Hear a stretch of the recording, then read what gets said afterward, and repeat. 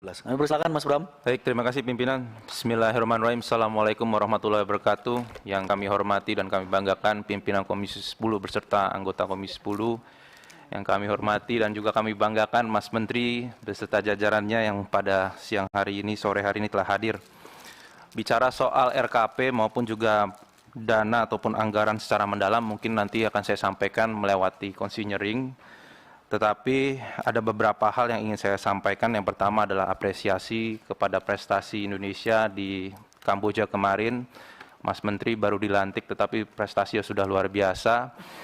Yang kedua adalah sekarang menterinya muda dan mungkin selama ini diskusi orang adalah kasihlah ke pemuda dan sekarang sudah terbukti dan pastinya penuh dengan harapan bahwa pemuda bisa menunjukkan. Kalau saya percaya yang paham mengenai permasalahan pemuda hanyalah pemuda dan pemudalah yang bisa memberikan pandangannya. Kalau bicara soal olahraga tadi kita sudah sampaikan bahwa pun penuh dengan prestasi, tetapi kita jangan sampai lupa soal kepemudaan. Diskursus ataupun pembicaraan di publik, di media dan segala macamnya, pemuda masih identik dengan kekerasan. Dengan kekerasan mau itu seksual, kekerasan fisik maupun segala hal yang macam-macam negatif.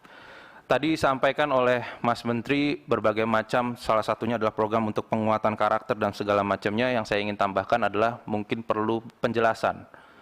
Apa saja yang disebut dengan penguatan karakter tersebut dan bagaimana kita bisa mencapai hal-hal tersebut. Tentunya kalau misalnya semua itu clear, tentunya program bisa kita sesuaikan dan kita bisa perkuat agar pemuda-pemuda ini berjalan pada jalan yang benar dan tidak tersesat bahasanya maupun juga fokus kepada bidang kekerasan. Yang kedua adalah selanjutnya saya ingin menyampaikan inklusivitas program. Tadi pada arah kebijakan 2020 dan 2024 pemberdayaan terhadap kelompok difabel masih berfokus kepada bidang olahraga. Sekarang masih banyak mindset orang kalau melihat difabel itu lebih kepada kasihan ataupun iba.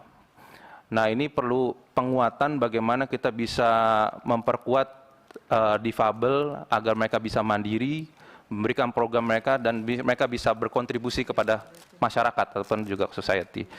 Itu yang kita harapkan sehingga impact dari Kementerian Pemuda dan Olahraga bisa semakin kuat di situ. Dan yang selanjutnya adalah berkenaan dengan kepemudaan, saya harapkan dengan anggaran yang sangat kecil ini, jujur kalau saya melihat segala macam program-program yang tadi disampaikan, gaungnya itu belum terdengar. Masih banyak ketutupan dengan informasi bahwa pemuda itu masuk ke dalam kelitih, begal, masuk narkoba, dan segala macamnya.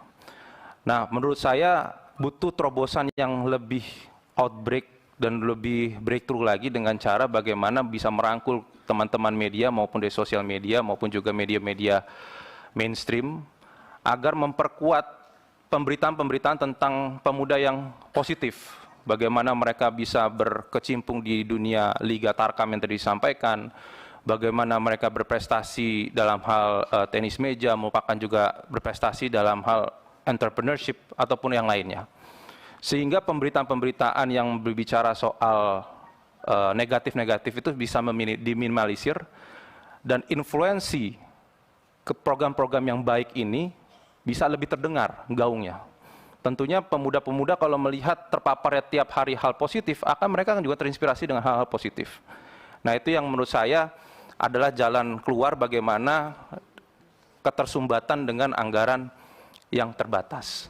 Tentunya kami dari Komisi 10 akan berjuang bersama-sama lintas fraksi, yakin saya, untuk memperjuangkan anggaran yang lebih untuk program, tidak hanya program keolahragaan, tetapi juga program kepemudaan. Dengan harapan pemuda ini kita lihat sebagai investasi yang luar biasa untuk negara Republik kita, Indonesia yang ke depannya. Apalagi 2045 yang selama ini kita gaungkan bahwa menjadi keemasan dari Indonesia. Sekarang pertanyaannya adalah kita, Mas Menteri, bisa nggak kita menjawab 2045 Indonesia akan menjadi generasi emas? Atau mungkin bisa sebaliknya. Itu pertanyaan yang saat ini yang harus kita bisa jawab bersama-sama antara kementerian dan juga Komisi 10. Mungkin itu tambahan dari saya. Sekian dan terima kasih. Wassalamualaikum warahmatullahi wabarakatuh. Waalaikumsalam warahmatullahi wabarakatuh. Terima kasih Mas Bram. Sebelum ke Mas Mujib, tadi Pak Sodik